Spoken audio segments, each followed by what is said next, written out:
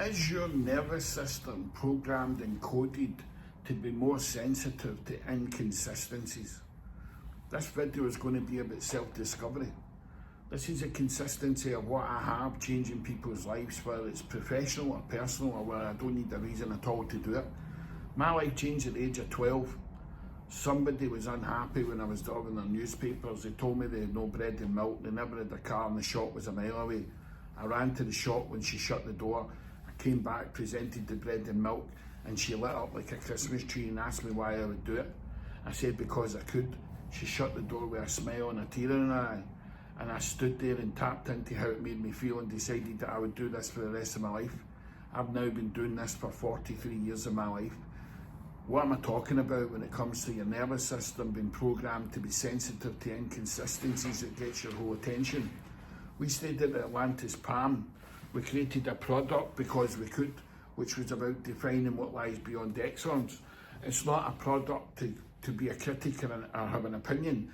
It's a product where I went into gamma, theta and alpha states to show them what lies beyond global exons and present it to them. They called it was beyond the gift. It's a bit like me sitting on the beach while Leslie's sleeping and I'm paying more attention with my eyes closed, and then I hear something. Because I've got antennas in my mind. And when I hear the opportunity to change somebody's life, I spring into action. With no reason at all other than to change the person's life. And as this person walked to the ocean, I went over and stood beside them. And because of what I'd heard, I turned around and asked them, "Beautiful day, isn't it?" They said, "It is indeed." I said, "Have you ever been up to a Japanese restaurant?" They said, "We were there last night," and they start to express their experience through sensory language, eliciting the submodalities. I can see they're associated to it, they're disassociating to it. I can see their visual, I can see their kinesthetic. And after they give me that experience, I tell them to give me another one, give me another one, give me another one. And before we know it, they were in a great state. And I said to them, "Could I give awareness to change your life?" They said, "Who are you? We don't know each other." I says, "I know, but I became aware of something and I could hear you away over there." One, she said, "Why would you want to?" I said, "Because it was frustration for you, it was anger for you. You don't need to be like that. You've just shown me what the experience in the hotel's done for you. But I want to develop you to understand that your nervous system is coded, that you pay more attention to the inconsistencies. Just because a man never brought a nice lolly today, or he never cooled you down, or he never brought the sun cream, is it such a big deal? Could we reframe that? How do we not know that something might have happened?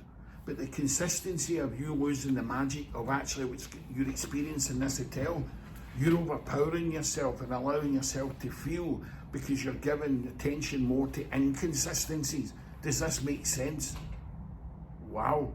So what you need to do is you need to reframe, and you need to anchor all these other magical moments that you're having in the hotel, and you want to shrink the inconsistency to that side, and you want to blow up all the magical experiences you have.